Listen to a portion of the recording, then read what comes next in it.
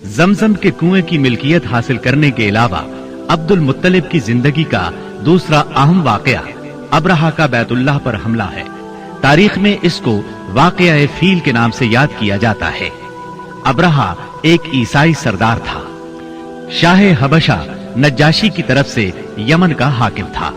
उसने देखा कि अहले अरब हज के लिए मक्का मुकर्रमा जाते हैं और खाना काबा का तवाफ करते हैं, तो उसने ईसाई मजहब के नाम पर यमन के शहर सनआ में एक आलीशान गिरजा बनवाया। अरब में इस गिरजा की खबर मशहूर हो गई। कबीला किनाना का एक आदमी वहां गया और गिरजा में गंदगी फैलाकर भाग आया। अब्रहा ने गुस्से में आकर कसम खाई कि काबे को ढाकर दम लेगा।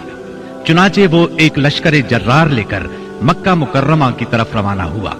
रास्ते में अरब के जिस कबीले ने भी मुजाहमत की, अब्रहा ने उसे तहे तेख कर डाला, यहां तक कि वो मक्का मुअज्जमा के करीब पहुंच गया। वहां के लोगों को अपने इरादे से खबरदार करने के लिए उसने अहले मक्का के जानवर पकड़ लिए। इन जानवरों में अब्दुल मुत्तलिब के 200 ऊंट भी थे।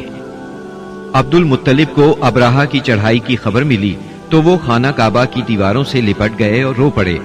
अल्लाह से अपने घर की हिफाजत की दुआ की। कुरैश के चंद सरदारों को लेकर अब्रहा से मिलने के लिए गए और उससे अपने ऊंटों की वापसी का मुतालबा किया।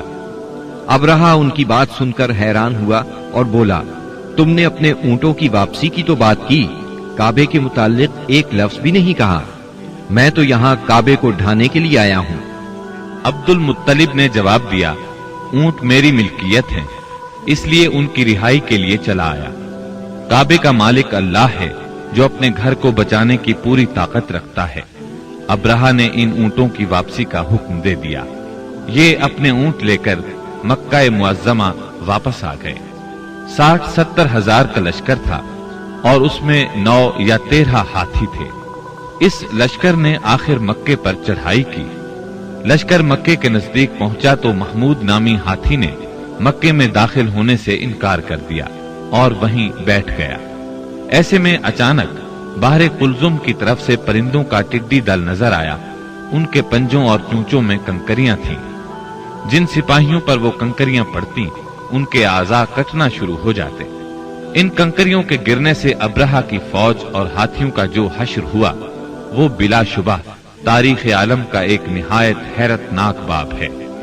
खुद अब्रहा मुश्किल से गिरता पड़ता सनआ तक पहुंचा और निहायत दर्दनाक अजाब में गिरफ्तार होकर यमन में मरा।